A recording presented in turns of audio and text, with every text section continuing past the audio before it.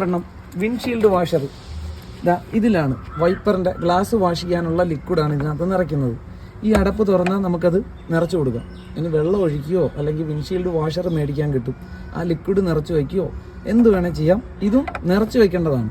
Minimum ഇതിനകത്ത് 3 കാര്യങ്ങളാണ് ശ്രദ്ധിക്കേണ്ടത്: radiator, engine oil, brake fluid. ഇത് 3 ശ്രദ്ധിച്ചില്ല എങ്കിൽ ഒരു പക്ഷേ പഴയ വാഹനങ്ങളിലാണെങ്കിൽ നമ്മൾ വഴിയിൽ ബ്രേക്ക് ഡൗൺ ആയി കിടക്കാൻ ചാൻസ് ഉണ്ട്. ഇപ്പോൾ ഇതിൻ്റെ സ്റ്റിയറിങ് ലോക്കാണ്. ഇതാണ്ട താക്കോലില്ലാതെ ഇതിൽ തിരിച്ചാൽ സ്റ്റിയറിങ് ലോക്കാവും. അപ്പം ഇതും അറിയാവുന്നവരുണ്ടാവും, അറിയാൻ മേലാത്തവരെ ഉദ്ദേശിക്കുന്നത്. ഇതെങ്ങനെ അൺലോക്ക് ചെയ്യണമെന്ന് അറിയില്ല. ഇപ്പോൾ 1-ലധികം പേര് ഞങ്ങളെ വിളിച്ചിട്ടുണ്ട്.